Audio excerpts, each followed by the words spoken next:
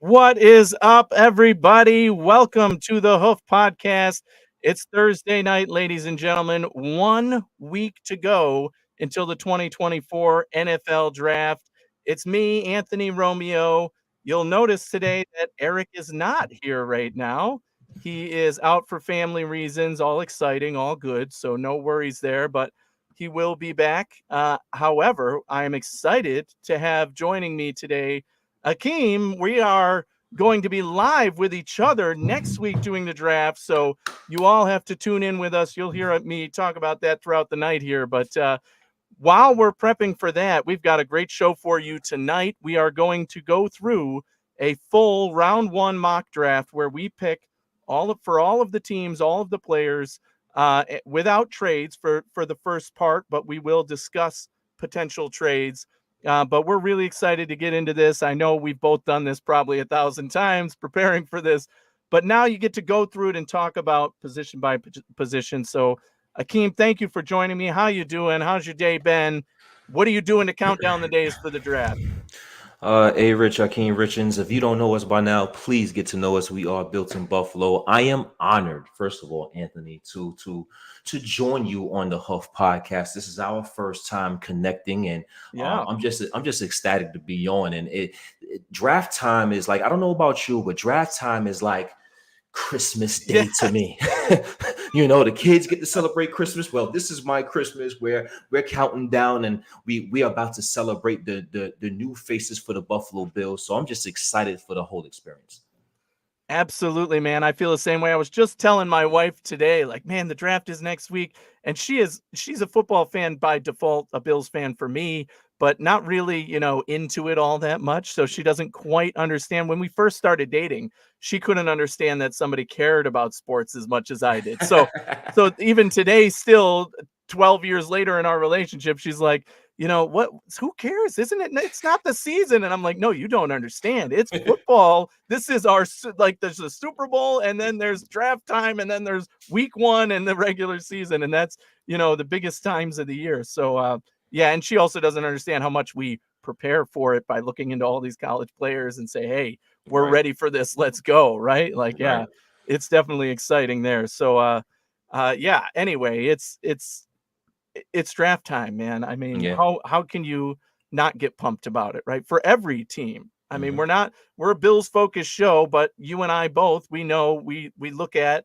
the whole NFL and we think about the whole NFL team by team. So, and Eric and I have been discussing NFL wide stuff for years now on the Hoof. And that makes it even more exciting when you start thinking about the potential scenarios for every team leading up to the Bills pick at 28, or at least where we're at now at 28, and thinking about, not just which guys go off the board, but who's left and the scenarios in the moment of the live draft, which we will get to do together next week, which will be, super exciting for us. But without further ado, I think, let's dive right into it. I'll pull up the mock draft simulator here, and we're using the PFF simulator, and so the default rankings and all that you'll see will be that for PFF if you're tuning in on YouTube. And like I said earlier, we are not going to do trades actively, but we will discuss along the way and kind of at the end, like where we think trades could happen and why, like for which players and which situations. So I'm going to go ahead and fire up the draft machine here. Let's do it, baby. All right. Let's do it, baby. On the clock, we've got the Chicago Bears, probably the least surprising pick of the entire draft, right? The least anticipation here, because we know who it's going to be, right? It's got to be Caleb Williams, the consensus number one overall guy. I'm going to go ahead and press the button already before even discussing it, because I know we're all on the same page there. I think any other pick would be a surprise here. Anything to add about Caleb Williams other than what everybody knows, the USC star, the arm, the talent, the, prospect? I like to compare him myself to Trevor Lawrence when Trevor Lawrence was coming out as like the next big thing. And now it's Caleb Williams, not the same stylistically, but the same in terms of the hype and the consensus and the, oh my God, this guy's definitely going to be a hit. Yeah, most definitely. Right. And you're getting rid of Justin Fields. Before that trade happened, we would speculate, are the Bears going to get rid of Justin Fields? Are they going to keep Justin Fields and possibly trade the number one pick in back-to-back years? But that obviously wasn't the scenario. Justin Fields goes to Pittsburgh, and I think Caleb Mhm. Williams comes in as the number one pick in a pretty good situation with those two outside receivers with Moore and Keenan Allen. So, yep, Caleb Williams, that number one pick, I think is consensus. Yeah. Do you think he has success in his first year there? Do you think he's gonna turn it on and pull a I think so. I think he Mm, has the weapons to do so on the outside. yeah. I like DeAndre Swift as the running back there. Now it's all on Shane Waldron, right? The offensive coordinator. Luke Getsy out. He's in. What kind of playbook? What kind of philosophy is he going to run? If he runs a philosophy that caters to Caleb Williams and what he does best, I think he'll have success year one. Absolutely. Yeah. I think he could pull a situation like CJ Stroud with his weapons that they've brought in Hmm. and the picks that they have. I mean, 2 top 10 picks. You've got the best player in this draft. That's an amazing place to be if you're the Chicago Bears, especially what they've already added going into this season. And Justin Fields, I think he'll end up being a starter and playing pretty decently in this next coming season, too, even though the Steelers already got Russell Wilson there, too. Hmm. I'm not expecting that to work out as well as it might look right now. But for free, you can't go wrong there. Anyway, Right, we're right. we're in draft mode, so let's continue with the draft. Caleb Williams, consensus number 1 pick. However, now at Hmm. number 2, although I think we would agree that this is probably a quarterback pick, there Hmm. has been some discussion here on which quarterback will be picked by Washington at number 2 here.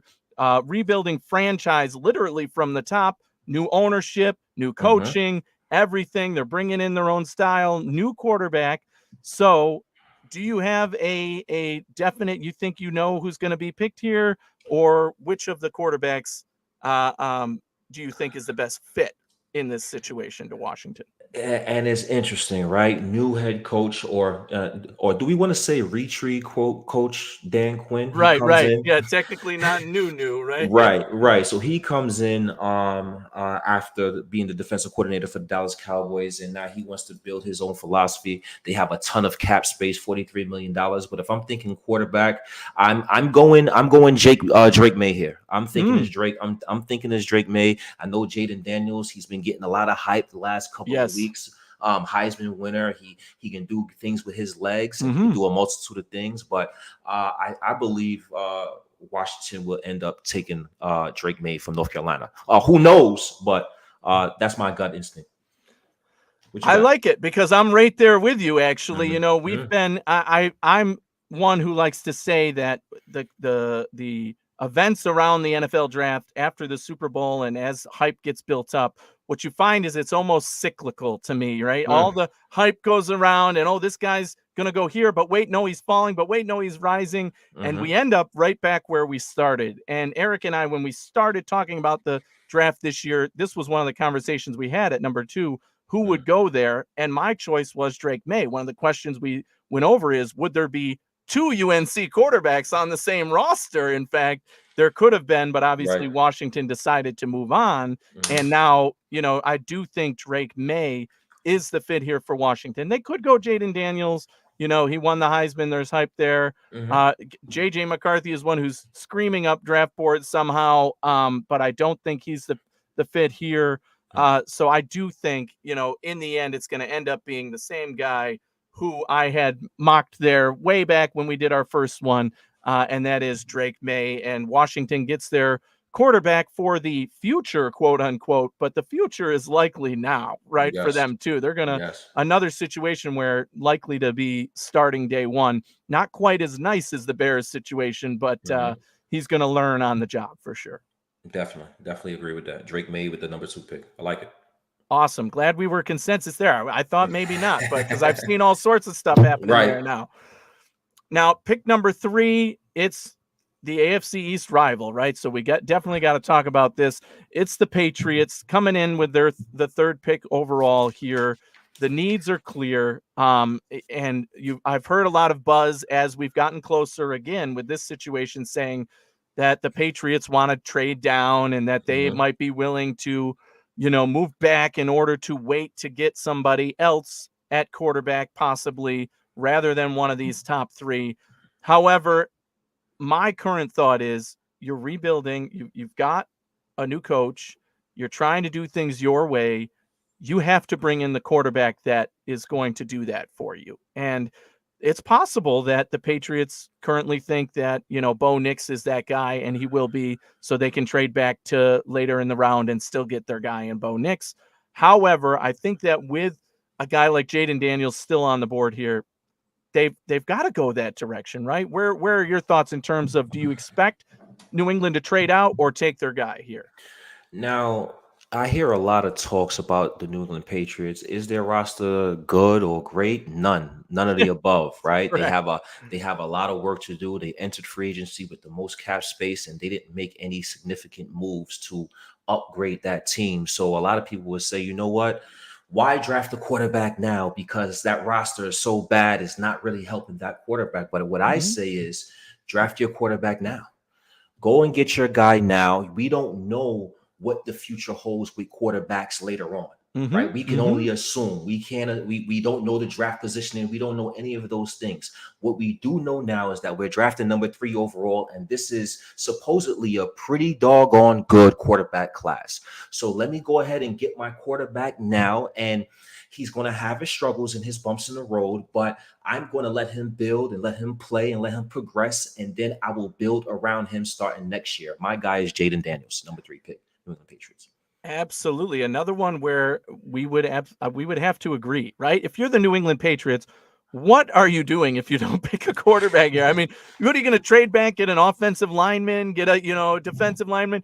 Bill Belichick isn't there anymore, and it's time to move on from that train of thought. You have Mm-hmm, a potential franchise quarterback guy in Jaden Daniels who's proven it at the college level.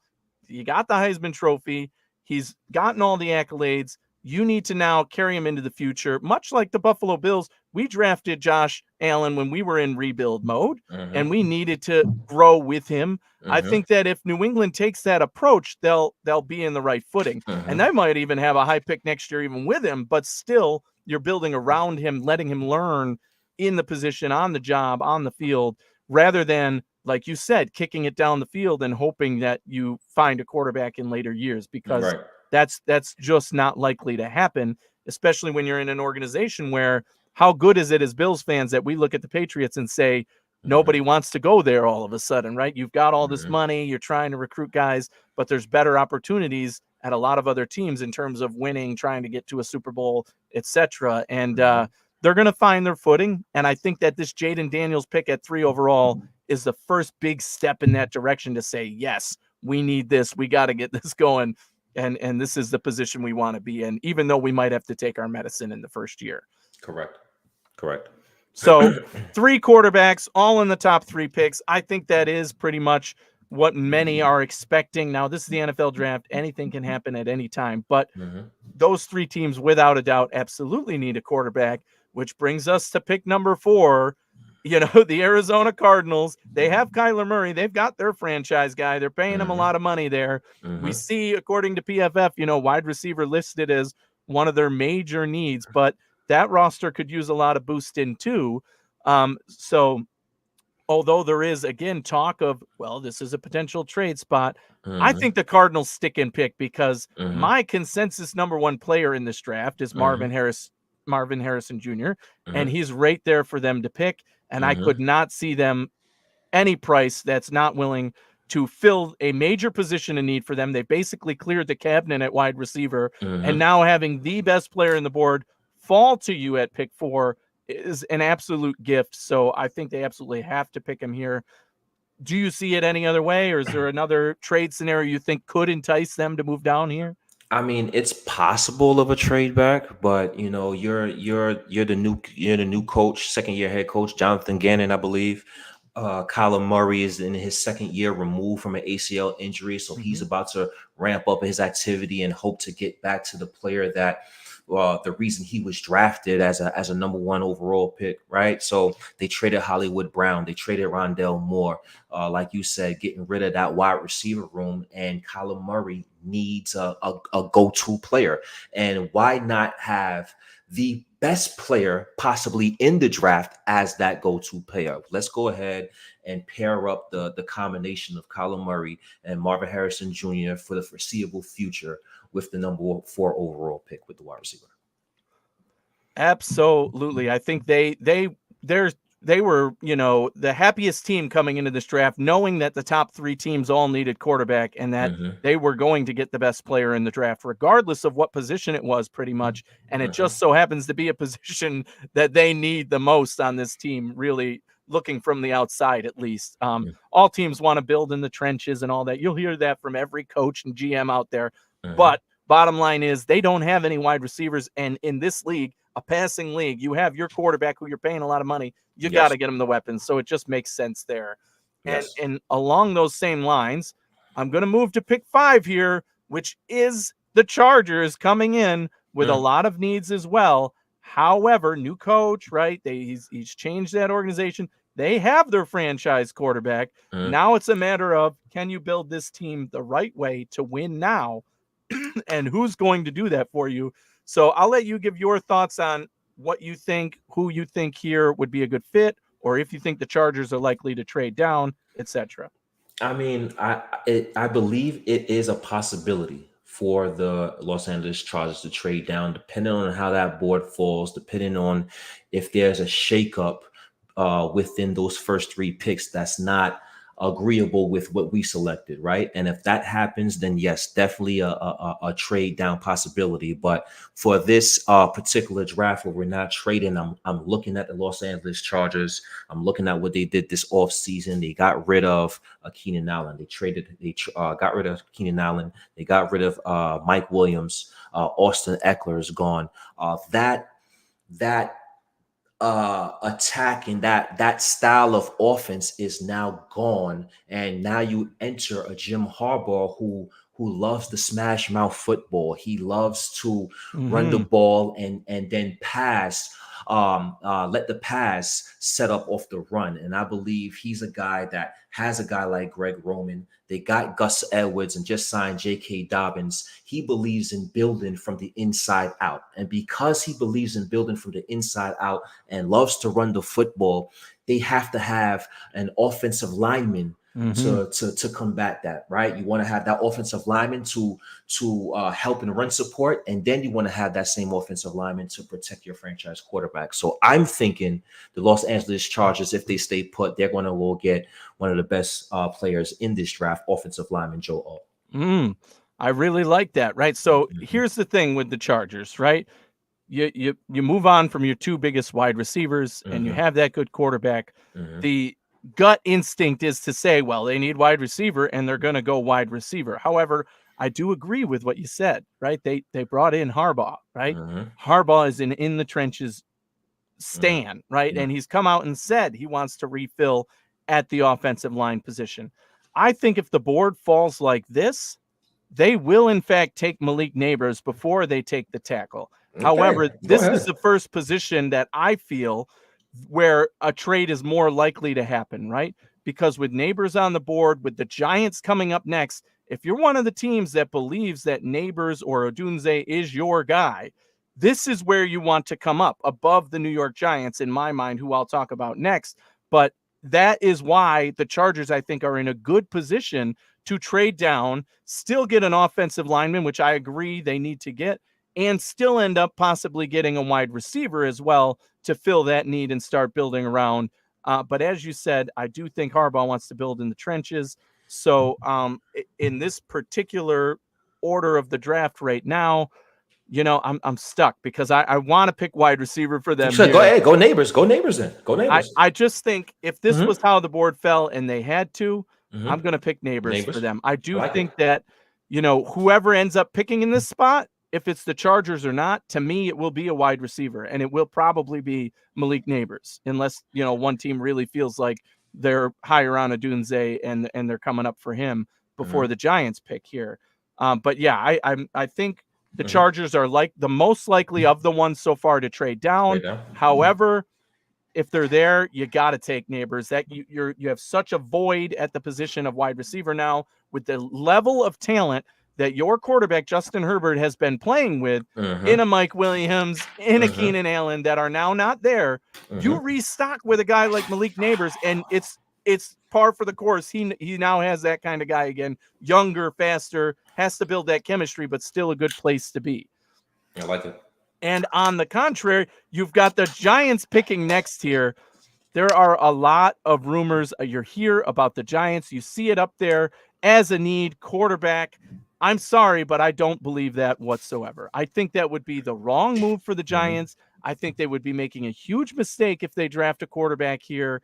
I think that they know better too, right? They know what's there. Mm-hmm. They're saying, look, everybody might think we need a quarterback, but we paid Daniel Jones and we put a crap team around him and he didn't do that well, right? Now Mm-hmm. we need to pay Daniel Jones, give him the wide receiver that he needs to be able to be a difference maker and say, look, now you got the guy, you got no excuses. You either are the guy, man for us or you're not. And you're going to get paid to be that top level QB or you're not moving forward because there is an out for them after this coming year.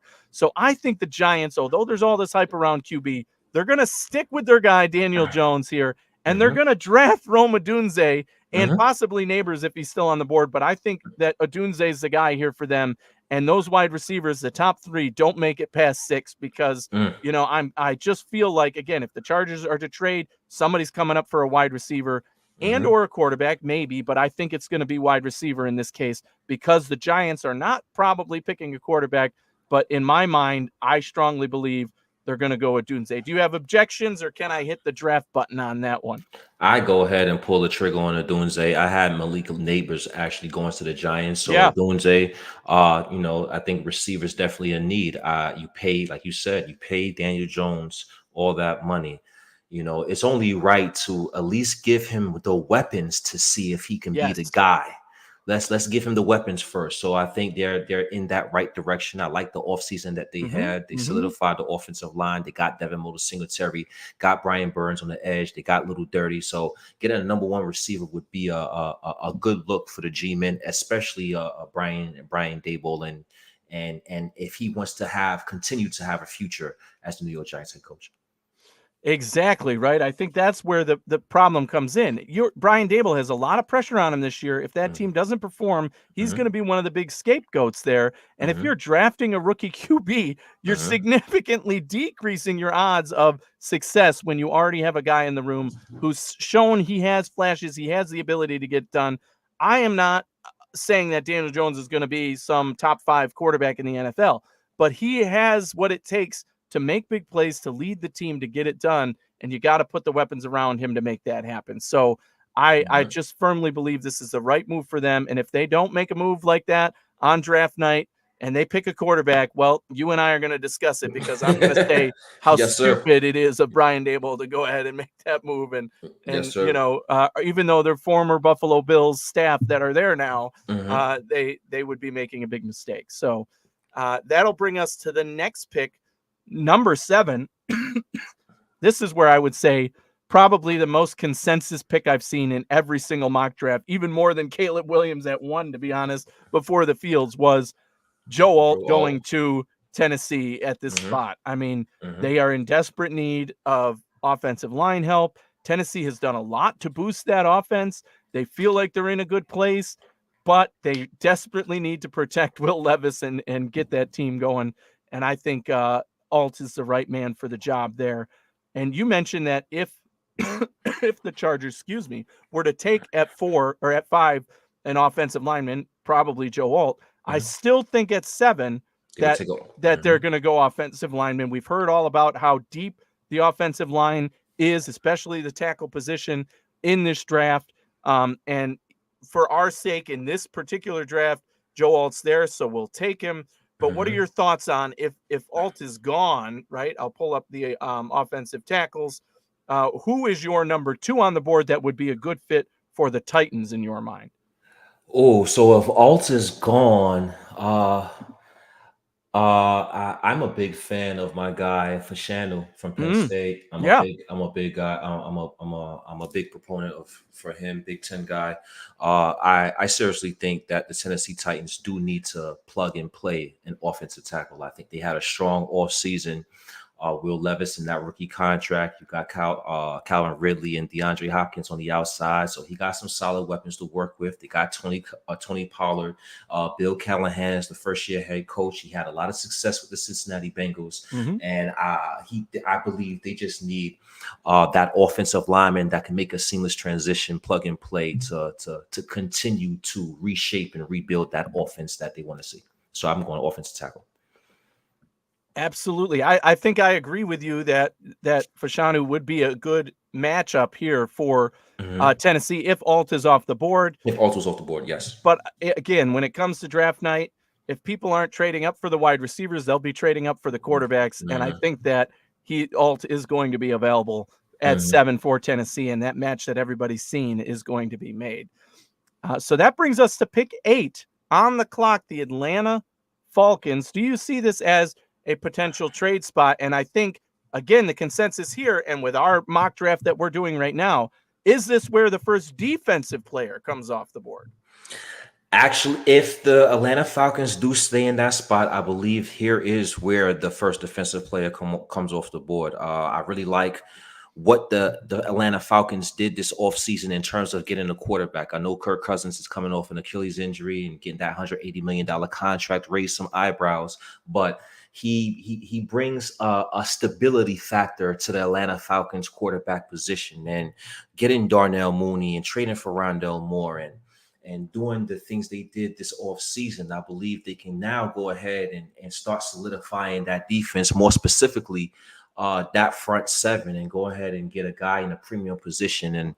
And I have Jarrett Verse as the first defensive player coming off the board for the Atlanta Falcons. I believe they need that pass rushing prowess, that edge prowess, and I think he fits the bill for what the Atlanta Falcons is trying to do. So I would go Jarrett Verse as the pick here. I like that for them a lot here. You'll see that, PFF is definitely, has their rankings, right? Some people will look here and say, well, you got 2 other guys, Latu and Turner are above that. However, we know with Latu, there's some questions there. Turner could be the pick if they think he's a fit. But I agree with you, actually, that Verse is one of those guys that I think, you got to think about the player and the team match as well as just the overall talent level. I think Verse could be the top defensive talent in this draft right now, and it would not surprise me if that's the direction the Falcons go. So they desperately need to go defense. And I think when you're talking about this high in the draft, you're talking about premium position. You definitely got to get that guy, and Verse to me makes a lot of sense. So we'll go ahead and make him the pick. Now, just to show the board right now, according to PFF, some of the guys at the top: Brock Bowers, Cooper DeJean, Quinyon Mitchell. Could they go cornerback? Maybe, but that isn't as big of a need for them, I think, as the defensive line right now. And then we already talked about the potential in Latu as a guy there. However, kind of falling down draft boards based on medical situations there, medical issues. Yeah. So we'll see. That brings us to now an interesting pick for sure. Pick number 9. I mean, the story all last season that Eric and I discussed on the Hoof was Chicago being in this absolute insane position to take 2 top 10 players, given that they had their own pick, plus obviously the one that was given to them by the Panthers. So now that finds them again on the clock, having taken Caleb Williams, having added so much talent in the offseason already. Do you think this is a position where they trade out? If not, what position are they looking at here? Let's start there first. What position, if they're sticking and picking, do you think that they go here? The Chicago Bears, they, 2 top 10 picks. This, I believe this can be a luxury selection for the Chicago Bears, right? And then when I look at their team and I look what they've done this offseason, I'm impressed. But I noticed something. I noticed that Keenan Allen is 32 years old, and he's essentially on a 1-year deal. So what? Let's go ahead and get a receiver to pair with DJ Moore and Caleb Williams for the foreseeable future. So I would have loved Rome right here if he was available for the Oh Chicago yeah. Bears. That would Hmm. have been Hmm. that would have been unfair, but it's pretty close if they can nab a player like Brian Thomas Jr. Hmm. Or AD Mitchell. But I had Brian Thomas. Interesting. Wow. Yeah. So you have him Mm-hmm. going receiver here. I have him I going could receiver. see that happening, and you made a very good case for it, right? The Mm, fact that your number one, presumably guy, if you will, in Keenan Allen coming in mm-hmm, is older side. He's had injury problems. He's coming off an amazing year, but mm-hmm, 2 years ago, very mm-hmm, injured, right? So mm-hmm, they could use a younger guy, and I like the pick of Thomas mainly because to me, he was one of my favorite players in the draft in terms of room to grow. He's mm-hmm, talented now. He will mm-hmm, bring something to the team now. But when mm-hmm, I look at his potential, it's super high to me. And I see it as a low ceiling, going to contribute now, high or a low floor, high ceiling could be that number, top five wide receiver in the NFL in a few years, right? mm-hmm, So I'm a huge Brian Thomas fan.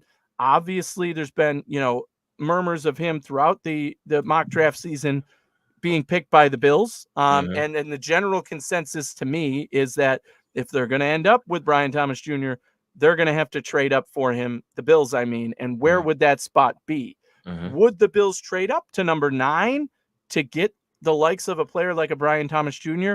I don't personally think so. I think if Roma Dunze is still there, you can have that conversation. mm-hmm, But after hearing, the press conference by Brandon Beane today, mm-hmm, I was just like, there is no way they're trading up and giving up next year's first round pick, because he told the story of how, he's done that before with Carolina and everything. And always the next year, you're thinking to yourself, man, if we had that pick, we would have gotten this guy who was mm-hmm, picked there, right? mm-hmm. So I think adding the two seconds next year gives him some wiggle room with this one of the second round picks next year to give that up. But he's not going to be willing to give up the first round pick next year. And to Mm-hmm. come up here, that's going to be a premium price Steep to pay. price. Steep price. So that keeping that in mind, in this scenario, the Bills would not get Brian Thomas. The other side of the coin there that I think if I'm the Bears here, where you could be thinking is Corner. along that defensive line, Defense line. right? Okay. And you've got Oh.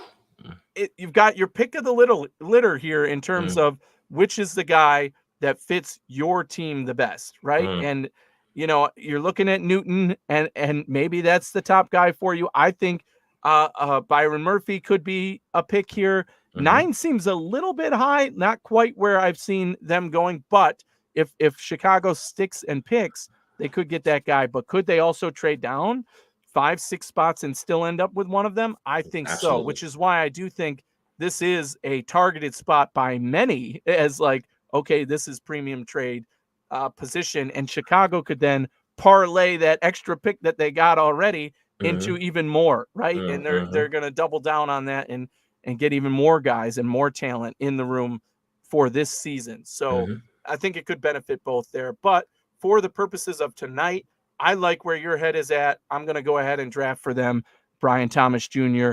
And again, I think that's a great match for them. He could learn under the likes of a Keenan Allen, Mm-hmm. start to move toward, Mm-hmm. becoming that number one guy that I definitely believe he has the potential to be.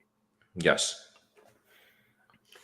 All right. So coming up at number 10 pick, here it is, the New York Jets, the New Jersey Jets. They're picking here. Mm-hmm. We all know the Aaron Rodgers situation and Mm-hmm. all the hype that they continue to get.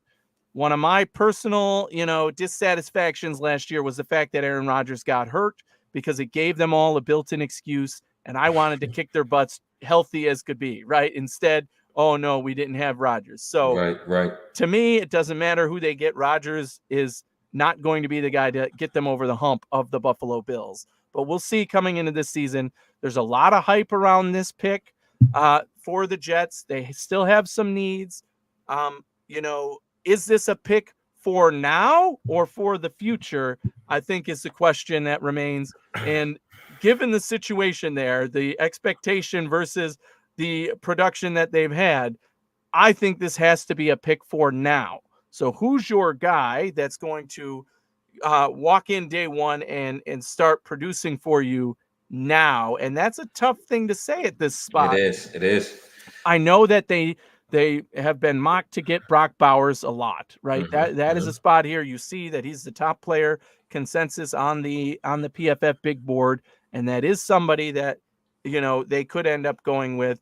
But I actually think that they're probably more likely to go in the direction of either a tackle or a wide receiver to get Aaron Rodgers either a premium weapon or premium protection at this point in the draft because, again, they had that all invested, all in last season. It didn't work out for them right away. Now it's doubling down and having to pay the piper this season. You disappoint now, everybody's ass is on the line. So, Right.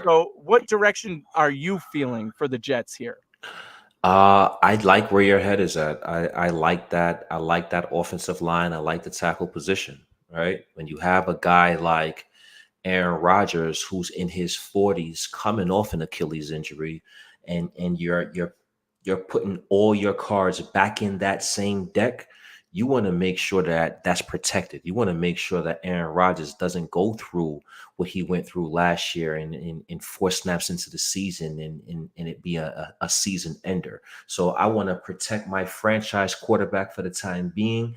I'm going to go ahead and get me an offensive lineman to protect my 40-year-old quarterback.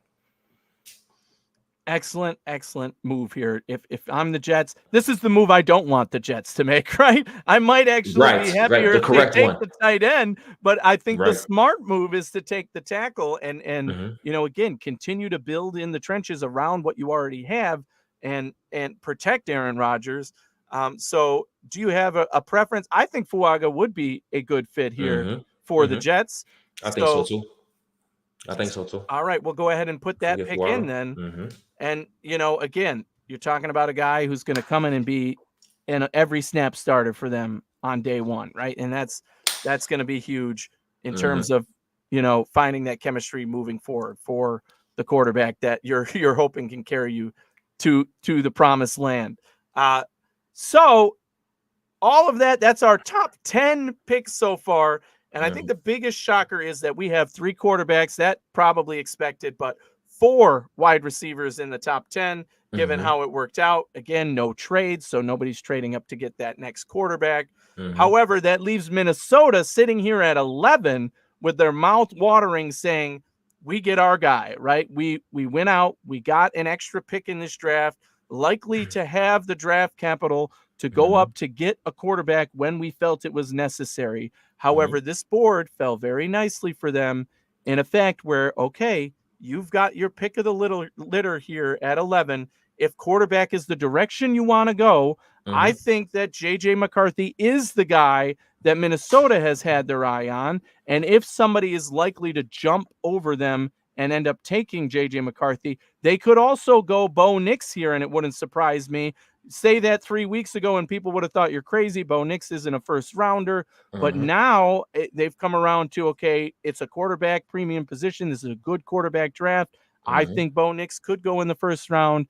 However, here I think the best fit is JJ McCarthy, and Minnesota gets exactly what they were hoping for without technically in our draft giving up both of those picks to make it happen.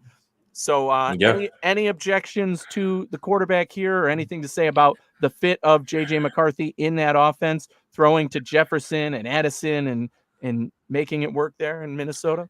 Uh, not at all. Not at all. I think that the Minnesota Vikings definitely regressed a bit. You know, they have big losses: Kirk Cousins, Daniel Hunter, KJ Osborne, Jordan Hicks. So they lost some significant pieces. But when you have a guy like Justin Jefferson, who is arguably the best receiver in the NFL, and Mm-hmm. he has a contract coming up, and now he's at a point where he's looking at the organization sideways, like, okay, you know, my contract is coming up. What are you going to do to ensure that I'm going to be with this organization and it's going to be a winning one? So I think Justin Jefferson has his eyes and looking at the GM and the organization in that retrospect. So because of that, you want to be able to pair your receiver with a quarterback that you think can be the guy for the foreseeable future. And we've seen the reports of the Minnesota Vikings really taking a liking to JJ McCarthy. And if they feel that they can open up the tools that he probably didn't open up because he was in the Jim Harbaugh system, Mm-hmm. then they definitely need to Yes. go ahead and pull that trigger. So I agree, JJ McCarthy's the guy for the Minnesota Vikings. Excellent pick there for Minnesota. Again, a prime team that has already acquired the ammunition to potentially use the 2 picks that they have in this first round to move up to get the quarterback that they have their eye on. My thought is that is JJ McCarthy, knowing that those top 3 are likely to be gone already. And maybe they're fooling and it could be Bo Nix. But that brings us to this Broncos pick, which is probably the team that is also looking or needs a quarterback. We know that for sure, but are they looking at quarterback here? And given that McCarthy just went, is this too high to pick Bo Nix? I think so, but is Bo Nix the right quarterback for the Broncos system and what Peyton is trying to do there? That could be a match made in heaven. And when you're talking about a quarterback with a strong arm and who has a proven track record, that tends to transition well to, early starting in the NFL. So I think that, given his track record, given his power arm, I think Bo Nix could be the pick here. But if not, let's go back to the big board and see overall. Again, you still have Brock Bowers as up there. You've got defensive players like Cooper DeJean and Mitchell as cornerbacks. Edge. I mean, I just think that if you're the Broncos here, again, we talked about it at the number 3 pick with New England. Quarterback is the premium position, and you don't have one. So you need to go out and find a guy who you think could lead your team. The question is, does that match up for Bo Nix in this spot for the Broncos? So what are you thinking if you're the Broncos here? I think they're in a tough spot. Yeah. I think they're in a real tough spot. I like Bo Nix. I think he's a bit of a reach at 12. I think he's a tad bit of a reach at 12. But again, if you have your scouts, you have your regional and your area scouts, your GM, your head coach. If you feel like this guy is the guy, then you need to go get your guy. And like you said, quarterback is a premium position, and they don't have one. They taken a $53 million dead cap hit by getting rid of Russell Wilson, right? So I think Bo Nix can definitely be the guy here at 12, even though it may be perceived as a reach. I think he has some tools and some capabilities that Sean Payton does like and he can work with. And I believe that he's a guy that will struggle in his first year. I don't know how much weapons they have on the outsides and running the ball, but it can definitely be a learning year for Bo Nix, being under an offensive guru, so to speak, in Sean Payton, and he can develop his skills, and hopefully he can be that guy that can turn into a franchise quarterback in year 2 with more weapons. So I'm gonna go ahead and agree with you there and stamp on Bo Nix. Yeah, we're not doing trades in this draft as a reminder, but I think this is the first one where you're like, the Broncos are going to be calling other teams and saying, hey, you want to come up to 12 because we didn't get the guy we wanted in to be on the board in JJ McCarthy. And now we're in a position where we could get more talent and still get the next guy who is the best match for us in Bo Nix. But for the sake of this draft, we'll go ahead and pick Bo Nix here. I think it is a good match for the Broncos. I agree that it's too high, but you got with quarterback, we know that's what you got to do. You got to pick when you have the chance. And there are teams that could jump you. And speaking of, you've got the Raiders here with the next pick right behind you, which I think does add pressure to the Broncos to say, look, if you're going to trade down, that doesn't mean you're going to get your guy, because the Raiders still need a quarterback as well. However, this board, I think, has fallen really well for the Raiders as well as we have it right now. Even if, the Broncos are able to trade out, the Raiders are going to have their pick of the litter here for needs. You see their quarterback is a need, but also offensive line, defensive interior, cornerback. They all have premium players on the board still here. I think, the one guy that I'm like, how is he still here? They're going to take him is Byron Murphy for me. But, I could see other fits as well. Could they go cornerback? Sure, maybe. Could they go offensive line? Yes, absolutely. That's a need. And again, we can't stress enough the depth of the offensive line in this draft. Although lately, it seems like overall, even on, the big networks and everything, you're hearing people say, well, it's a deep draft for tackles, so everybody feels like they can get one in the second round, and they're Mhm. not picking them in the first round where, these top level talents are, because is there a big difference between the second, third guy on the board and the 10th, 11th guy on the board? So, Mhm. Mhm. um, that being said, I think that's why I would pick defensive, line here, but I'm I'm open to suggestions. So tell me what you think is the best fit for the Raiders given how this board fell. Oh man, another team in a tough spot. They signed Gardner Minshew. They got Aiden O'Connell. So I think they're going to pass some quarterback here. There's Mm-hmm. quarterbacks off the board. Mm-hmm. I think the tiers has dropped to a point where it's like, okay, we're not going to do an extended reach here on a Yes. quarterback, right? So Mm-hmm. I like the defensive line. I like defensive line, but I was thinking offensive line. I was thinking offensive tackle as well for the Raiders. Antonio Pierce, head coach, he looked like he was, when he took over, he started really building identity in the run game, running Josh Jacobs and playing that smash mouth football. And in order to play that smash mouth football, you got to have an offensive line that is physical in the Mm-hmm. trenches to do so. So I believe that it could be Troy from Washington, or it could be Fashanu from Penn State. So either one would do the trick on Yeah. the offensive line. And that is what I was thinking too. Premium positions when you're Mm-hmm. talking offense, obviously quarterback is one, but Mm-hmm. offensive line, especially tackle, is right up there with that. And it gets Mm-hmm. drafted early and often, right? Mm-hmm. And I do think that Olu Fashanu could be a great Fashanu. match here for them. So I think that's going to be who I stick Nice. and pick for the Raiders at this spot. Again, pick of the litter for them. Mm-hmm. I think they are extremely excited to get a guy like that on draft night. Definitely. And kind of, have that cornerstone for them moving forward. So easy, good pick there for them. Now that brings us to the New Orleans Saints, pick 14. You see the needs there: quarterback, wide receiver, tackle, defensive line. Obviously, quarterback not in this position likely. Mm-hmm. Wide receiver, we've heard the same things about wide receiver that we just talked about offensive line. This Mm-hmm. class is deep. There's a lot of shuffling going on.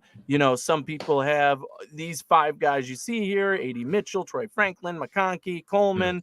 I've Mm-hmm. seen, Leggett in the first round.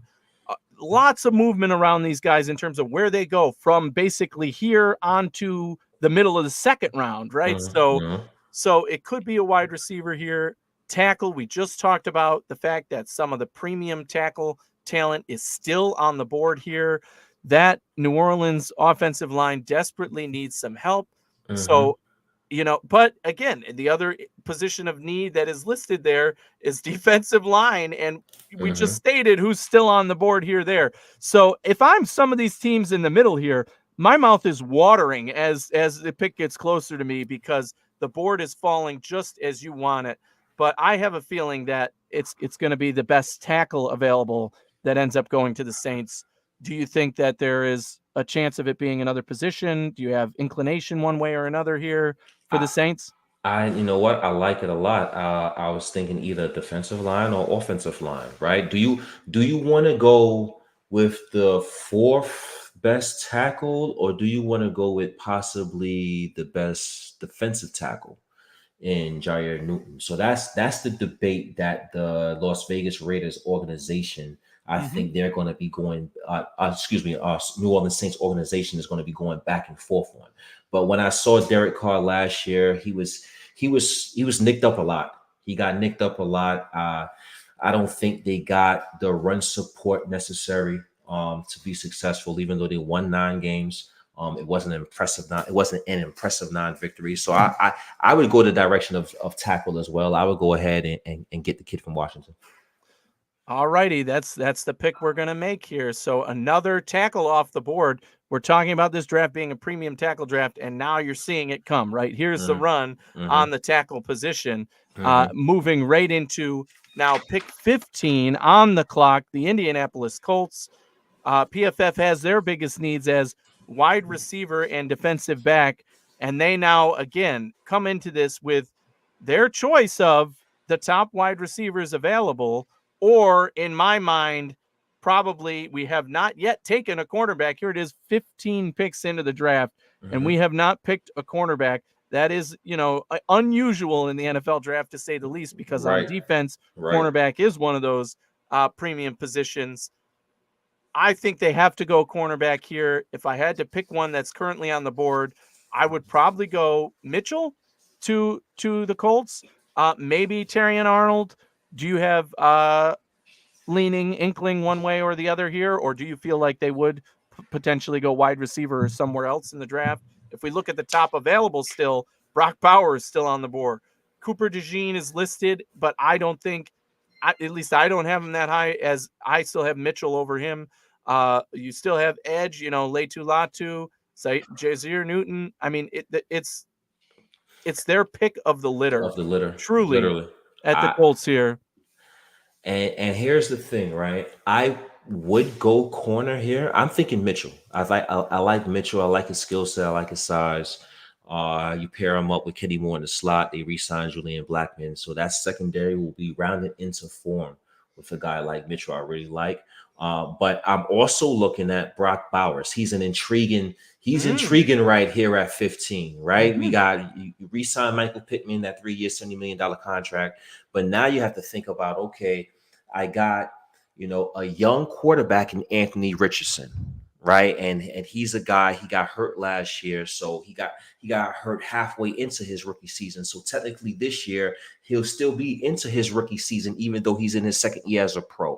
And you want that security blanket. You want that guy that can be open and you could feed the ball to in those soft coverage zones and those soft spots. So I really like Brock Bowers here as well. So Oh, it's tough. It's tough, Anthony. This one I is like tough. it. So I'm gonna give the floor is yours. You know what? Whatever you want to do here. That is it.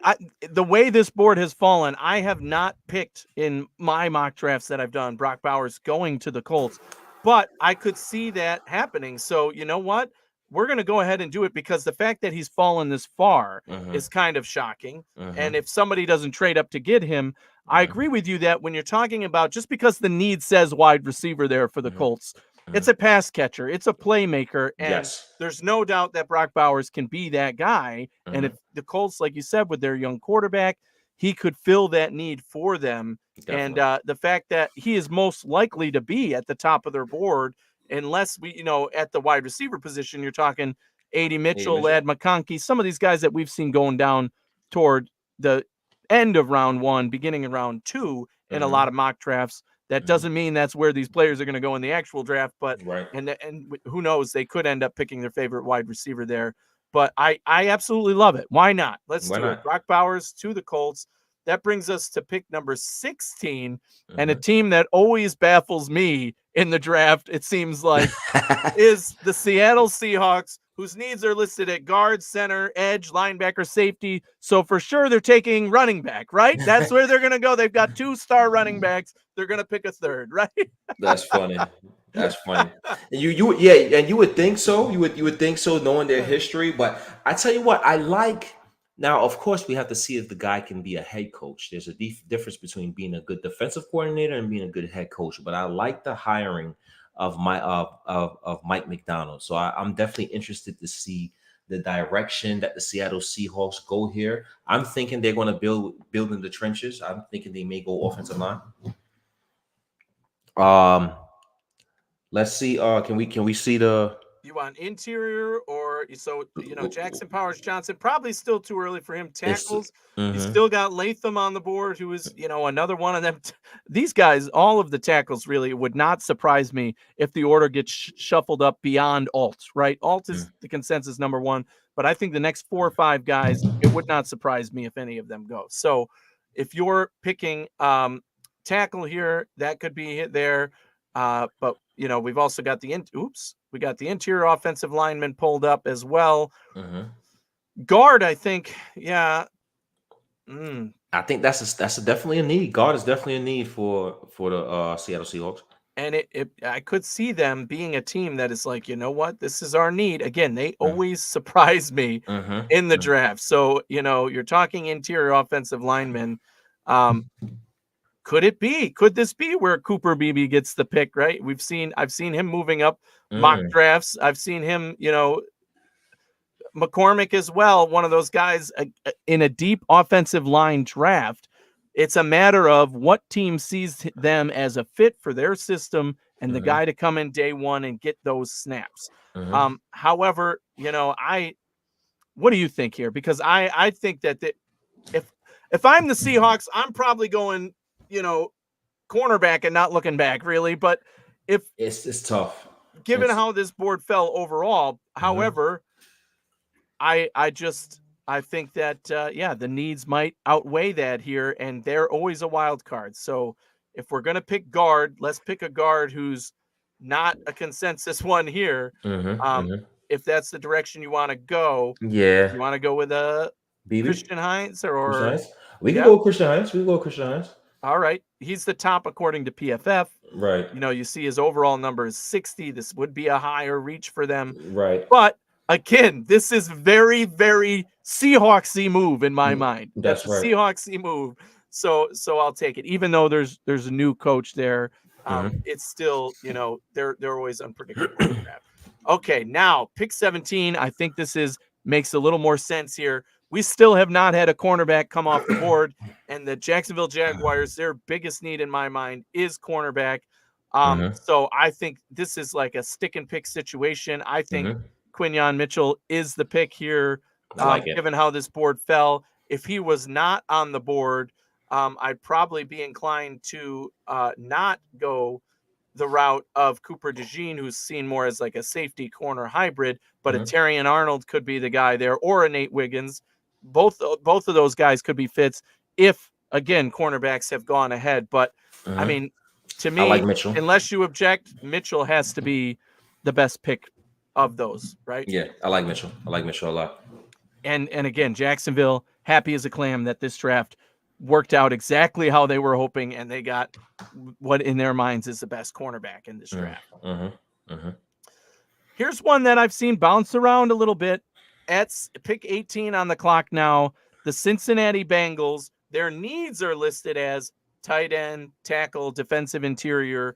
But there's been a lot of talk around, well, okay, wide receiver could become a need for them if T. Higgins ends up going somewhere else, getting mhm. traded, or if they pick a wide receiver here and then trade him, right? We've seen that happen in the draft over the last few years. Is there a guy, on this list who you think, the wide receiver list, who you think the Bengals could target? Or are you more inclined to go tackle? Or again, my pick here would probably be defensive line, just because those top guys are screaming at you that they're still on the board. Let's start with wide receiver. If you think they were going to go wide receiver, do you think it would be the AD Mitchell, or are they going for, somebody like a Lad McConkey, who's more of a, you know, uh, um, route running, pass catching guy? I think if they were to go the route of the receiver, I think Mitchell could be the guy.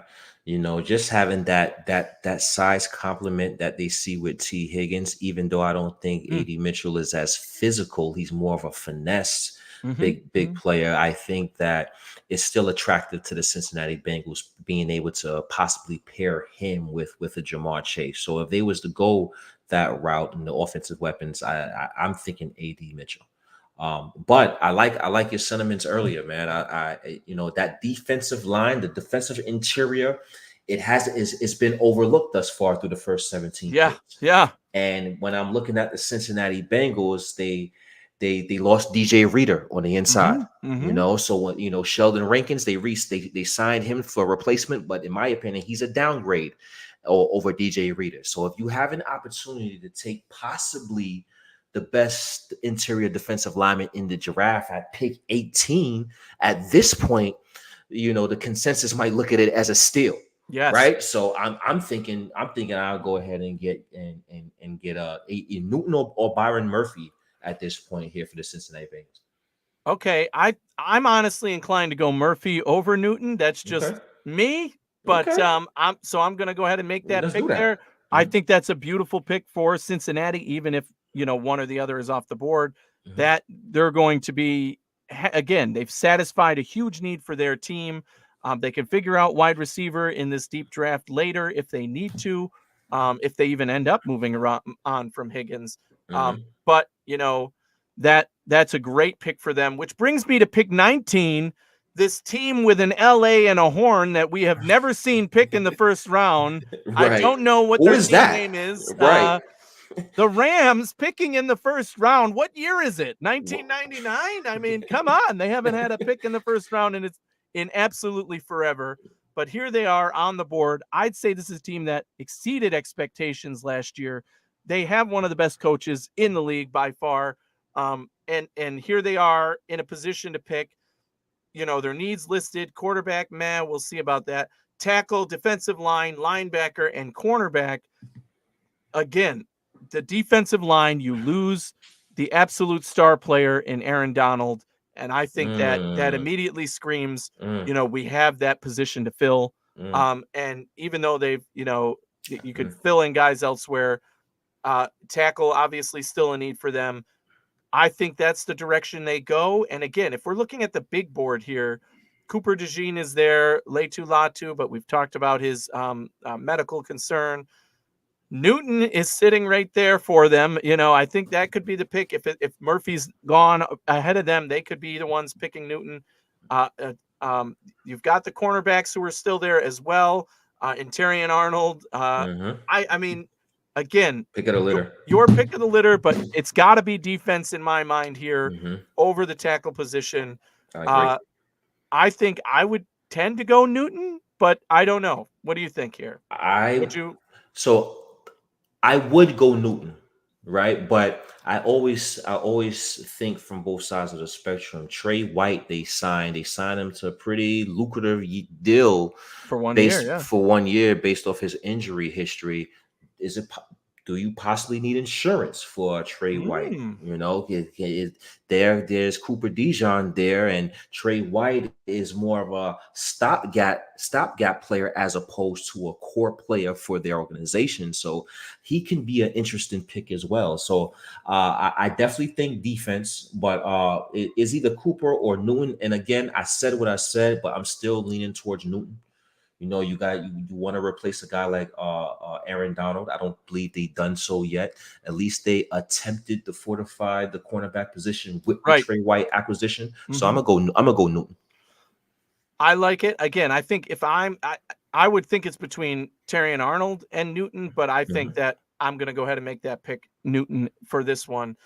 The Rams get a great guy. Again, I'm excited for all these teams, man. The draft is so fun because you study these players and you get excited for where they go. Even though we're Bills fans, we could get excited for the Rams for making that pick, right? So you could see possibly, with Latu falling here, he's a UCLA guy. Could they pick their local guy? But we didn't even discuss the edge position. With Latu still on the board, I just think it's the medicals that end up making him fall a little further than this pick at this point in our mock draft. So at pick 20, we've got on the clock the Pittsburgh Steelers. We know, right, one of their glaring needs is wide receiver. They've been in talks with every team who seems to have that wide receiver for trade available, but also listed here tackle, center, which we already talked about. There are some centers on the board here, and cornerback. Again, to me, the one screaming out, even though PFF has Cooper DeJean listed higher, I think Terry and Arnold is, just a good pick here for the Steelers if they don't go wide receiver, assuming they are going to end up trading for pick your wide receiver who's available. I think that Terry and Arnold, to me, would be who I picked here. What do you think? Oh man, and I would agree. And again, it's tough. So if I'm going to go on the stance that on draft night, the Pittsburgh Steelers is going to somehow find a way to acquire a Brandon Ayuk, that would eliminate the wide receiver position as an immediate need. And therefore, I would definitely go Terry and Arnold here. So I like the pick, but wide receiver is still in my mind. But I'm going to go ahead and agree with you here. I like the Arnold pick. If I was to go wide receiver, then A.D. Mitchell would be a guy that I would look at. But I like the Arnold pick. A.D. Mitchell could be the guy there, but we're talking about a defensive team that needs their defensive guys. That's why I think I'm going to go Terry and Arnold here. That I think it's a good matchup, good fit for them with the Steelers. So we'll see where they go with that position. If they don't end up trading for a wide receiver, I do think that could be on the board there, and AD Mitchell falling to them could be the pick as well. But that moves us to another AFC East rival here. The Miami Dolphins, needs listed as tight end, offensive line, and defensive line. I just absolutely believe that the pick here is going to be interior offensive line. And there you have it right at the top. Jackson Powers Johnson just available right there. Mm-hmm. I think that he could be the pick here for Miami. Tight end, I don't think is an option at this point in this draft. If you're talking about interior defensive linemen, we do still have some on the board, but remember, we picked those two guys earlier. So now you're falling a little deeper than I think could be favorable for the overall board. Again, when Mm-hmm. you're looking here, um, could they pick a guy given how this board has fallen, an edge player like a Dallas Turner or a Latu, Mm-hmm. maybe, right? Given how Mm-hmm. this board has fallen, I could Mm-hmm. see it being one of those guys. But I just believe that, again, thinking about where they're at, interior offensive lineman is such a need for them that I would like the Jackson Powers Johnson pick here. So which way are you leaning? Would you go more toward the board, the lineman, or do you think there's another surprise pick here? I have to agree and go Jackson Powers here. Of course, edge would be an interesting position to attack with, your edge Question marks rushers. and yeah, health, Yeah, right? They've got a few mm-hmm. guys injured. With Phillips and Chubb. So that's Hmm. that's definitely a question there. But I'm thinking about Tua. I'm thinking about the Miami Dolphins wanting to give him as much protection as possible. I'm thinking about the offense wanting to create those running lanes for those speedy guys. And I think Jackson Powers Johnson is a guy that you can put on your interior for the next decade. I really like him as an offensive line prospect. And I would hate to see him go to Miami, but I think it'll be the smart selection. Yep. So there we go. We'll make that our official pick. Jackson Powers Johnson goes to Miami, and they have solidified their offensive line. That moves us to on the clock. The Philadelphia Eagles at 22, needs listed are a wide receiver, linebacker, and I think the big one here, defensive back. To me, is probably the direction they go. Wide receiver, they have a lot invested in the wide receiver position at this point. And although there is some, appeal to be had there with the guys available, like many, we saw those top four go in the top 10, and it's been like, do we really want to pick that over some of this other talent that isn't as deep in this draft and can be the value of picking this guy now versus waiting is higher, right? So you're seeing these top wide receivers fall a little bit, but it's because there's other talent and needs there. So even though there's still good wide receivers available, I think this could be another defensive back spot. Specifically, Cooper DeJean would be a good fit there, I think. And the next DB on the board, if we go to the DB picks here, um, Nate Wiggins, I think that could be a great pick for them as well. Mhm. I think Kool-Aid McKinstry, a little bit too early for him in my mind, but yeah, what are you feeling here? You think they go cornerback or do they lean into wide receiver, blow up that offense? What do you think? Uh, I like Nate Wiggins here. I like the way he runs. His fluid. He's very fluid. I just think, of course, he has to fill out a little bit. He has to get a little bit stronger, but his movement skills and ability is something that's going to be very attractive. I really like that pick for the Philadelphia Eagles. Yeah, absolutely. I think, when you're talking about their needs and their fit, I Mm-hmm. think Wiggins coming there, that's going to be somebody who was higher on their draft board than where they're picking. And whenever that happens, you feel like you've got the win. So great match there for them. Mm-hmm. Now on the clock, we've got this number 23 pick, the Minnesota Vikings. Again, looks like they're trying to package these two top picks to move Mm-hmm. up and get their quarterback. But should Mm-hmm. they end up sticking and picking here, that's what we're going to go off. Again, remember, we gave them JJ McCarthy with their first pick. Mm-hmm. Now in this 20 at pick 23, other needs listed: tight end, guard, center, defensive interior, and defensive back again. Um, Mm-hmm. which position are you feeling for leaning in? Again, looking at our big board, according to PFF rankings here, Um, Cooper DeJean is there. Leitu Latu still. Dallas Turner, edge, right? Latham, the tackle. Hmm. There are guys to be had here. Mims, tackle. Hmm. And then we're getting into the wide receivers as well. Kool-Aid McKinstry still on the board. Hmm. Cornerback is a need for them. So, I mean, which direction are you feeling for the Minnesota Vikings, assuming they make this pick here? At this point for the Minnesota Vikings, I just want a good football player. I want the best player available. We have a bunch of holes. Mm-hmm. We definitely regressed, and we're just trying at this point.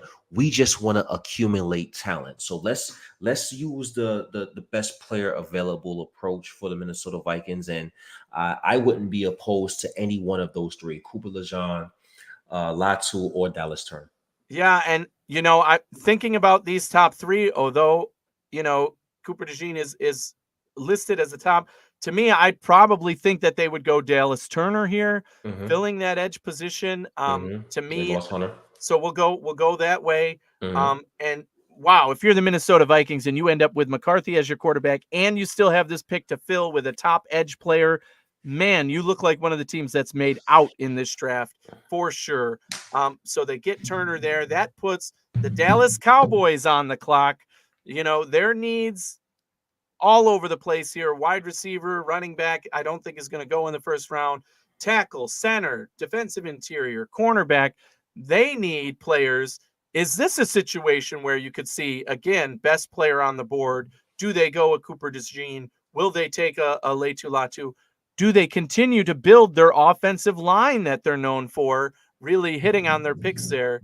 I think that's the direction I would go. Latham falling this far to me is an absolute steal for Dallas. But they could go one of the others there. What do you think? Tyron Smith was a staple offensive lineman for the Dallas Cowboys for what, a decade. Mm-hmm. They got rid of him because he's too expensive. He's older and he's now have some injury history. I think when you see a guy like J.C. Latham, you're automatically looking at like, okay, this could be the next tackle we have to replace a Tyron Smith for another 10 years, Mm-hmm. right? So I think, when he's sitting out there like a sore thumb to me. I'm going JC.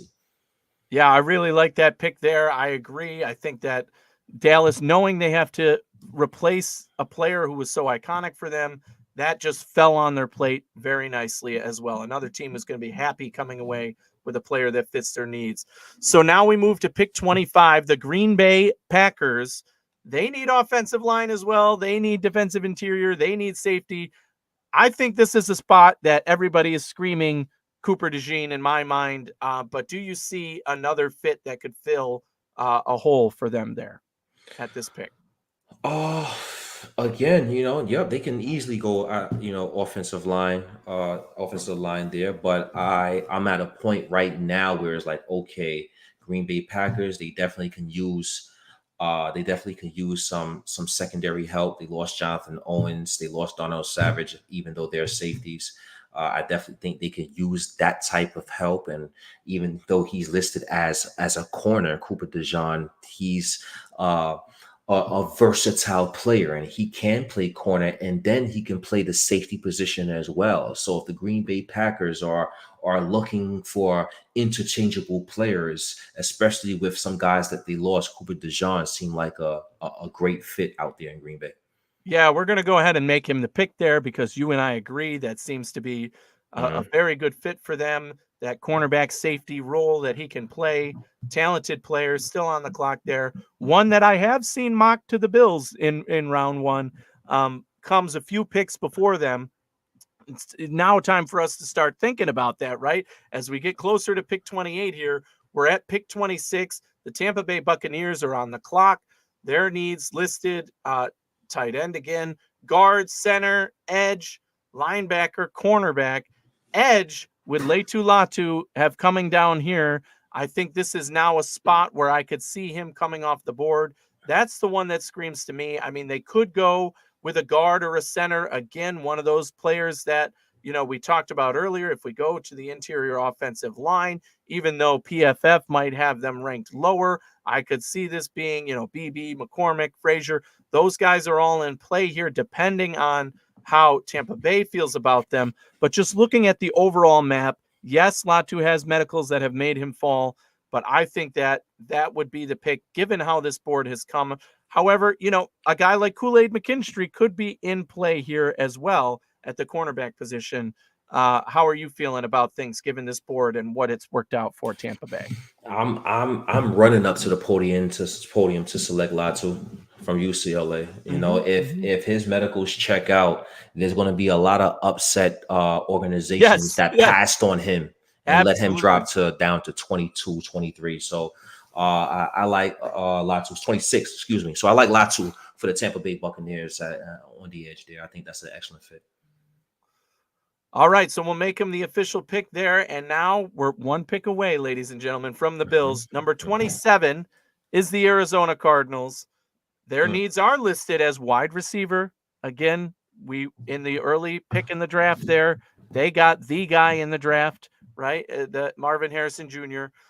Guard, center, defensive line, cornerback, all good positions in this draft.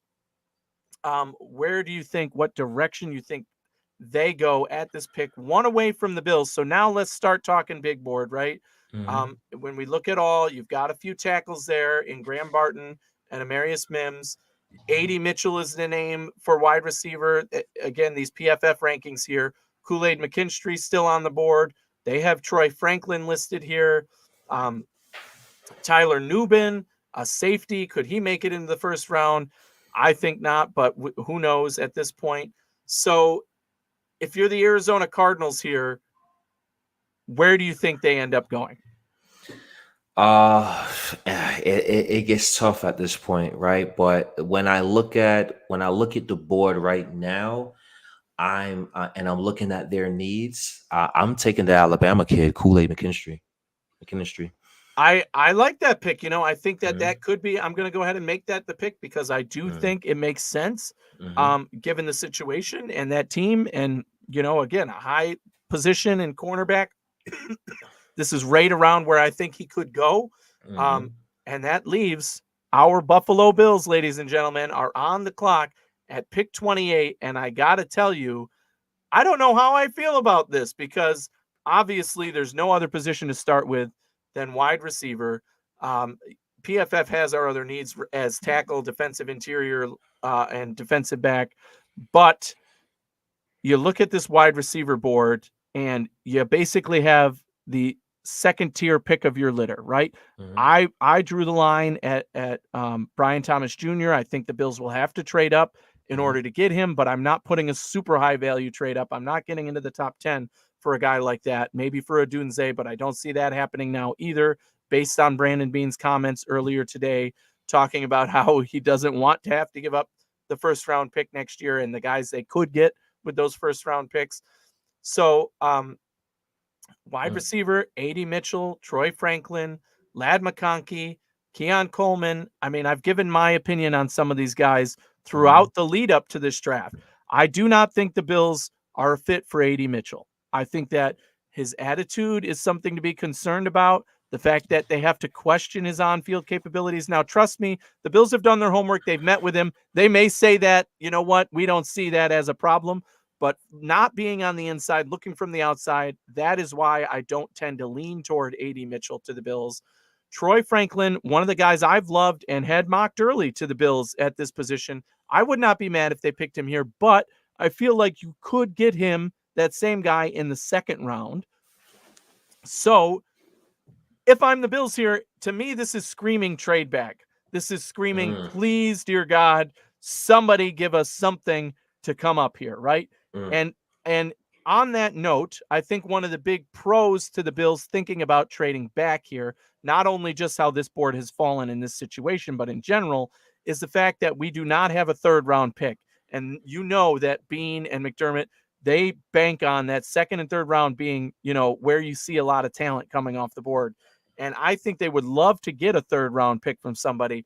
And this is the way to do that, right? You could trade down, get into the early second round, pick up a 3rd round pick, maybe have to give them up another one of our 5th or 6th round picks to make it work, whatever it takes. But you get a 5th, you get their 2nd, and you have your 2nd. Man, to me, is that ideal case scenario. The problem with that is now you need to have somebody on the board that people are clamoring to trade up for. And the way this board has fallen, I don't know who that player is. And if it's a wide receiver, is it a guy that the Bills are willing to pass on in an A.D. Mitchell or a Lad McConkey? Because to me, if it's stick and pick at wide receiver, obviously, I think I would want to go Lad McConkey here. Because after giving up Stephon Diggs, you need a guy who can run routes, be a reliable pass catcher. I think McConkey can do those types of things.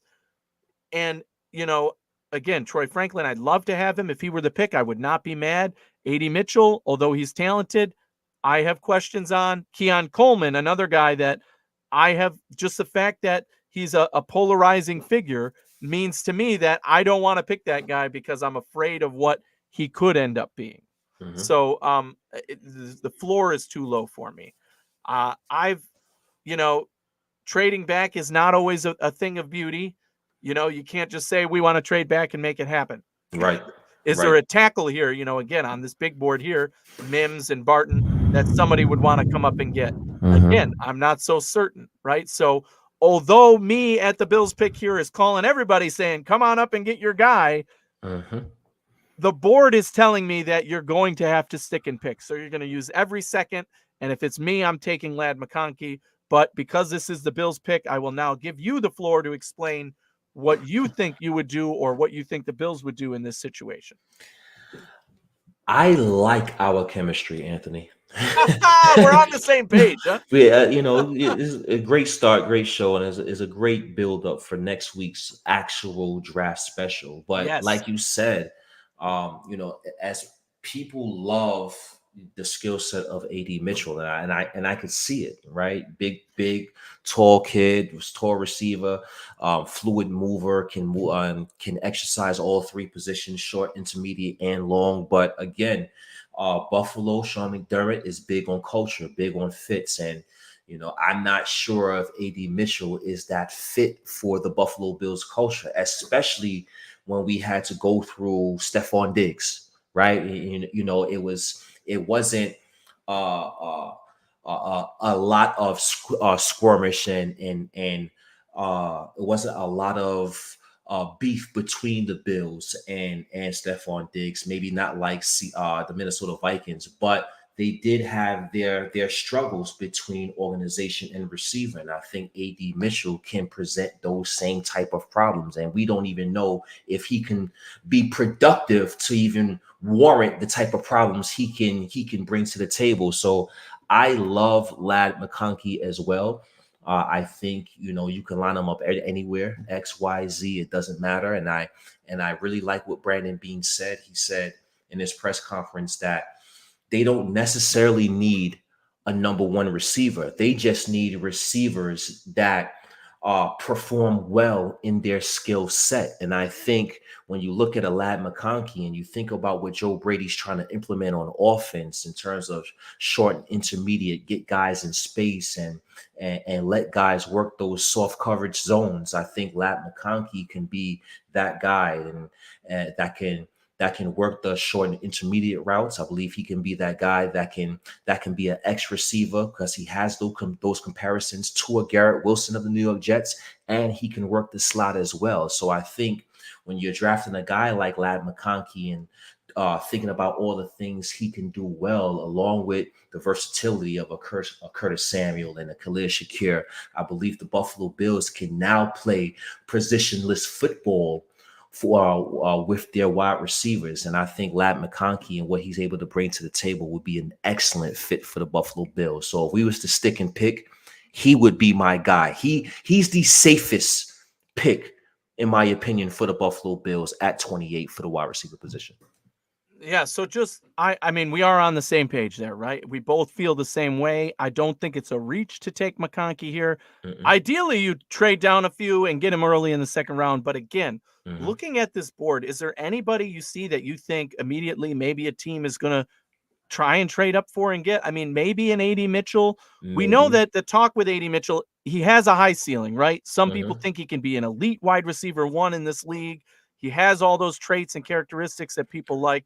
But with the question marks and the, intensity, again, it's not a culture fit for the Bills, I think. So Hmm. if somebody were to trade up to get AD Mitchell, I wouldn't be mad there. Now, Hmm. it might put egg on our face in the future if he does become a superstar number one. But Hmm. either way, I still don't think he's the right fit for the Bills in terms of the Hmm. culture. So Hmm. I wouldn't be mad if they were somebody traded up and wanted AD Mitchell here. But in terms Um, of the tackles or linebacker, or I mean, I just don't. maybe Maybe Mims. offensive line. Yeah. Maybe Mims. Maybe he has. So the concerning thing about Amarius Mims is his injury history, right? He Yes. does get injury, but when he was healthy, he was a pretty damn good tackle for the Georgia Bulldogs. So if there's a team out there that's desperate for tackle and looked at the tape of Mims and say, you know what, if we can keep this guy healthy, he could be a cornerstone piece for our offensive line. I can see him, big physical guy on the outside, possibly getting selected on the trade up. But other than that, I don't see much. I don't see much. Him and Yeah, Mitchell. that is the concern. And I also have my scream into the void pick here, which Hmm. if we're live and this happens, let me tell you, my head might explode. Hmm. Safety, right? Tyler Nubin's on the board. There's other picks here that Hmm. could be, but if the Bills go a position like safety or even like cornerback, given who's left in this situation, um, I think my head might literally explode on Hmm. air when we're live next week because Hmm. I would not understand why and how that could be your best pick for this team in this moment. You Right. can say that safety's a need, but we know that Sean McDermott and Brandon Bean, they can make safeties out of nothing, right? I could be a star safety for them because they're that talented at doing it, right? So I just don't. I would absolutely hate that. Although I'm not. It's not the player. It's I'm not the not player. hating It's not the on Newman. player. It's Right. it's the position you're in, the need value, and and what else you could get there. And So let me ask you this. Let me ask you this right quick, mhm, Anthony. mhm. Xavier Leggett is a polarizing figure. Yes. Is it does he tickle your fancy as a player that's possibly he's not high. You see him up there as Uh-huh. Uh-huh. 53, but is he a player that tickles your fancy as possible? Like, hey, this can be the surprise pick for the Buffalo Bills at number 28, Xavier Leggett. 100%. I do believe that he's in play and he's been moving up boards. This is a guy who, when he went to the Senior Bowl, he really impressed people there. And I saw him give an interview on NFL Network. And in that interview, the first thing I said is, "Oh my God, the Bills are going to love this guy." Because he said all of the The right right things. things. He's like, "Oh yeah, I'm getting on the field, I'm putting in my work, and I thank God for the talent." I mean, all the things that I'm like, Sean McDermott is, exploding with joy over the thought of getting this guy, right? Hmm. Even though, the limited production, only in his last year did he have numbers to speak of. I think it's about his fitness, his ability, his upside, his attitude. Those are all plus things, and those are absolutely places where I think the Bills could say, you know what, our guy is Xavier Legette, and if Hmm. we don't pick him here, one of They're these not gonna next get him. couple of teams is going to, right? Hmm. And it absolutely would not surprise me and would not disappoint me if the Bills pick Legette here, right? Hmm. That's your guy, go get him. Go get him. My best case scenario is the trade down and you end up getting two of these guys, right? In Hmm. some scenarios that we've done in the past or talked about, we've gotten both Xavier Legette and Xavier Worthy, right? So you get some speed, some What activity. what spot?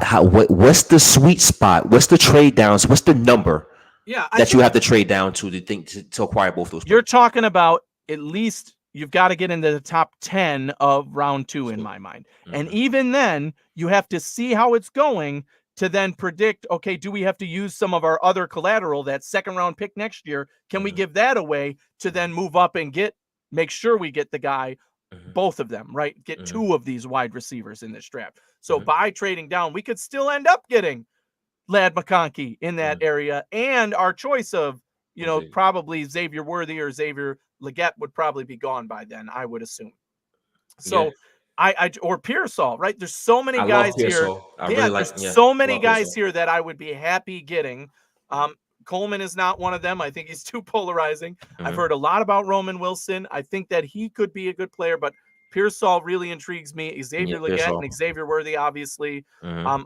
I really think that that would be best case scenario. And even if they stick and pick at 28, one of those guys, I'm still looking to trade up into the second round using next year's second Mm. round pick because Ooh, we have two of them to I like try it. and get Be the aggressive. guy another one of those guys. Yes. So again, yeah, I think trade down. Brandon Bean is using every millisecond on the clock right now to Mm-hmm. do that. But if we're here and we're picking, you and I seem to agree, Lad McConkey is that pick. Mm-hmm. Again, Xavier Worthy would be my next choice, I Mm-hmm. think, I will. of the wide receivers at this point. One guy we didn't mention that I've seen mocked to the Bills a lot that is still on the board is Chop Robinson, right? Mm-hmm. So Mm-hmm. I do think that edge is a position that the Bills need. And some of these top guys, if they're still there, the Bills are going to have a tough time picking one of those wide receivers that they think could go in the second. Mm-hmm. And especially if they like a bunch of them without overpicking a edge player who they had higher ranked up here in this position. So would I like it? No, it wouldn't be my favorite pick. But if Not they the got favorite. Chop Robinson, you're getting a dude. You're getting a You real getting a dude. player who's Mm-hmm. going to contribute this year at a Mm-hmm. premium position. However, and you're definitely aiming to get one or two of those guys in the second round. To me, that would put the pressure on to do so. So I'd be great with getting a Chop Robinson here, trading down, trading up to get two more receivers in the second round, and really be set moving forward. So that's another guy that I've seen mocked to the Bills a lot, and I'm not mad about at Mm-hmm. this spot. I want it to be a wide receiver, but again, looking at this board, there's a lot of different ways this could play out. And that's just one of the scenarios. So any other thoughts before we quickly finish up the rest of this first round mock draft here? Nah, I think I like the receiver we selected. I like Lad McConkey. I think he's Mm-hmm. a safe pick, potential high ceiling. Xavier Legette was a thought, and I think Xavier Worthy was another thought. I think him being on the field just opens up so much stuff underneath, which what the Bills really want to work. So Xavier Worthy, I wasn't a fan earlier on, but I've grown to really like him in the dimension he Speed, provides. yeah. So yeah, so I really like Xavier Worthy for the Bills as well. But Lad McConkey is an excellent choice. Yes, and I mean, there's again multiple options there that I would be happy with, and a few that I would be angry with. So we'll see Mhm. how it works out on You see how draft it works night. out. Obviously, we want to be on the happy side, and we want to be celebrating. And Mhm. again, join us live next week.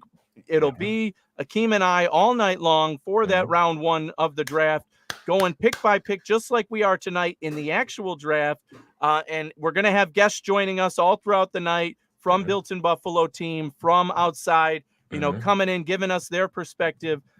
Always through a Bills lens, obviously, on this network, but also just all around the NFL and what does it mean for the NFL in general and each of these teams and their needs. So Mhm. hopefully we've been able to give you a preview of that tonight and show you what it's going to be like. And man, you got to tune in with us next week because we're going to have a lot of fun. A And lot of you fun. could sit here and watch it with us, and we'll put your comments up and we'll discuss and Mhm. go through and see how we compare and match up with the picks that we make versus who's actually picked on the board. And it's always fun on draft night. It's one of the most exciting times of the year. So please tune in next week with us. You will not be disappointed. I promise you. So join us then. We'll talk again at the close here, but we've got a few more picks to make, Akeem. Mhm. So let's do it now. Let's do it. Let's do it. Who we got? The Lions on the clock, right? Guard, center, edge, cornerback. Man, I'm telling you, I edge. I think Chop Robinson going to the Lions. It sounds like they would just be on that defensive line would be a terror to go up against, right? Mhm. Um, but I could see them going, toward the interior offensive line, given who's still on the board here. If you're the Lions, who do you think? Which direction do you think they go? Offense or defense? Offensive line or edge? Oh man, it's tough, man. I like Chop Robinson here. I like the possibilities of Aiden Hutchinson on one side and Chop Robinson on the other side. And they don't even he doesn't have to command that immediate stardom right away. They can work him in, Yeah. ease him in. They got Marcus Davenport still, which I don't think is the guy, but he's still a fine rotational player that can play that role while they ease in an explosive guy like Chop Robinson. Can you imagine Aiden Hutchinson and Chop Robinson as your bookend defensive ends in the NFC North? The opponents, it'll be a long day. So I like Chop Robinson there.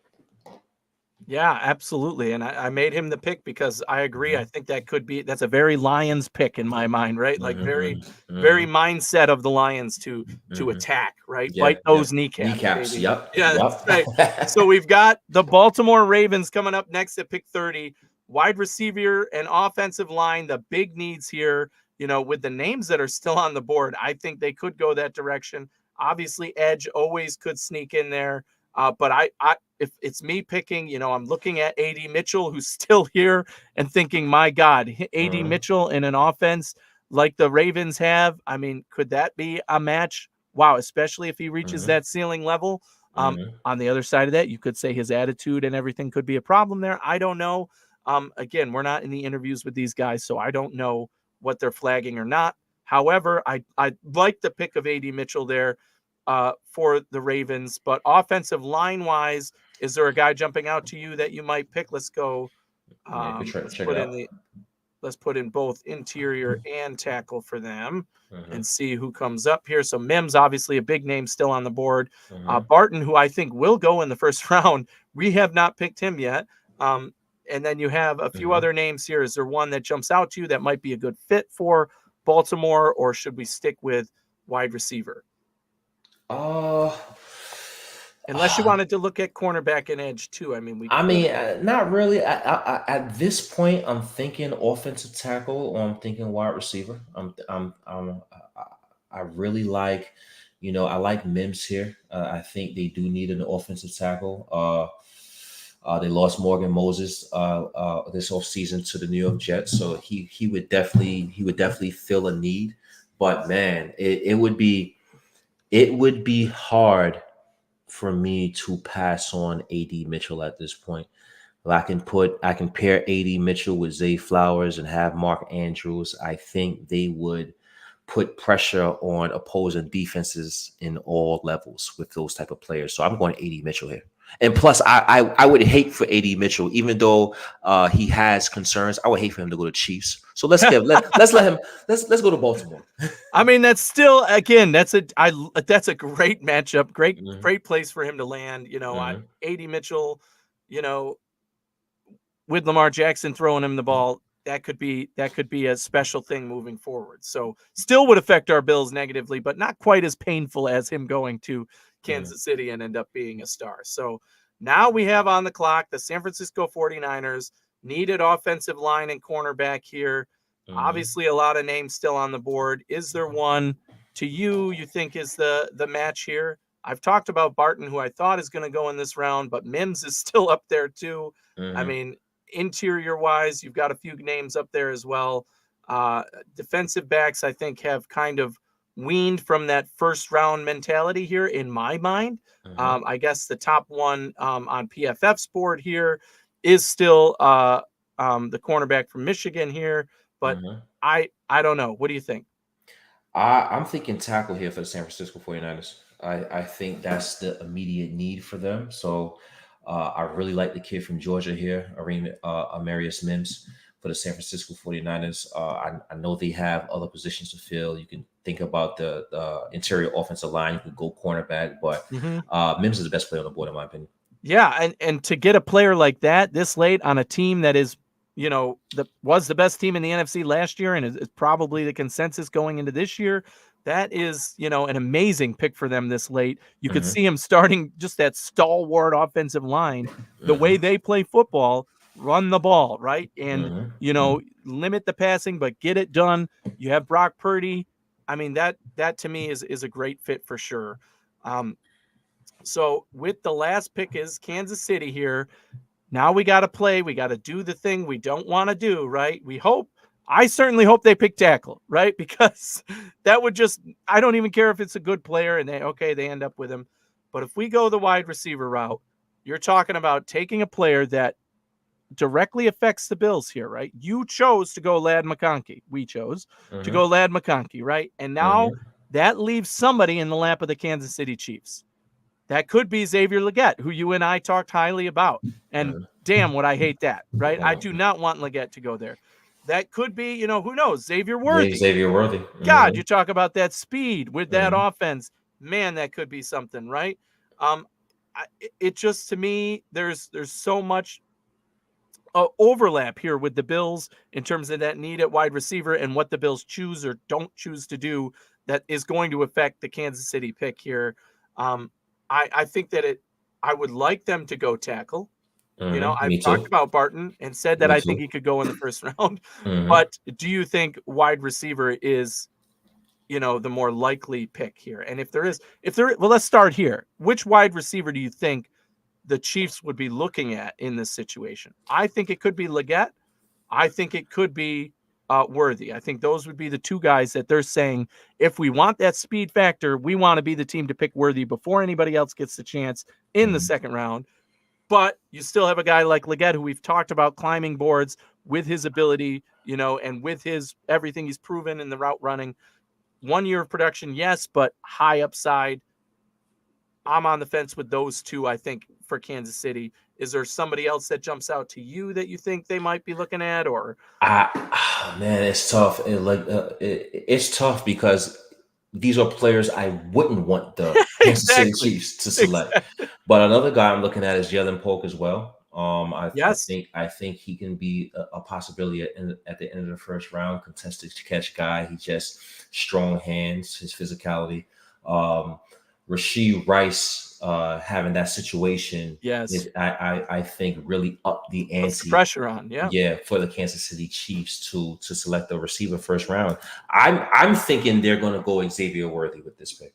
Woo! You Give him know, the speed, huh? he's not the dog per se like Tyreek Hill was, but he gives them some reminders of a Tyreek Hill, some flashes, and having an Xavier Worthy to pair with a Patrick Mahomes once again can be a tremendous thing for that Kansas City Chiefs organization. So I would go Xavier Worthy here for the Kansas City Chiefs. Yes, and I agree that this could be the spot where they're like, you know what, we don't pick for a long time, and we want that speed element back in this offense. And the fastest guy in this draft is Mm-hmm. is Worthy, and he's going to be the one to get it done, right? So, I unfortunately like that fit for Kansas City. I think he could Yes. be a big play guy there.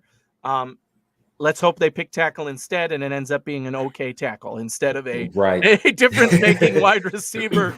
But again, like you said, with what the offseason antics that have gone on with Rice, I think that's only going to increase the need at wide receiver for them, and the feel that they do need to take their guy there. So Definitely. Worthy, I think, would be an upgrade there. So certainly impactful. So that's our round one mock draft tonight, folks. The Bills end up going Ladd McConkey, wide receiver from Georgia. I like the pick there for them. I wouldn't be mad with that.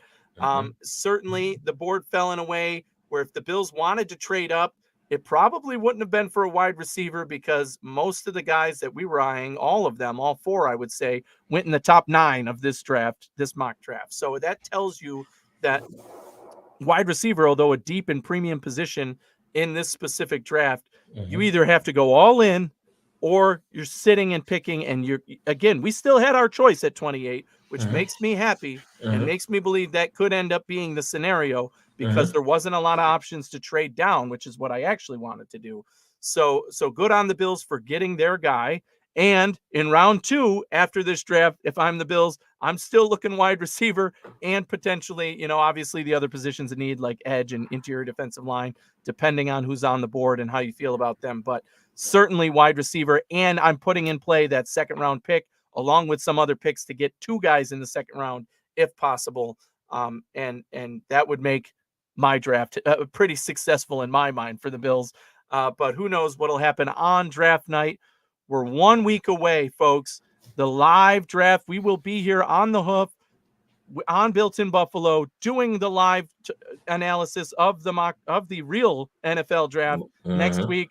We will be on starting at 7:30. The picks start rolling in at 8:00, and we're going to go all the way through to the end of the first round and Mhm. give our analysis at that time after. So we're in it for the long haul, ladies and gentlemen. You heard a preview tonight.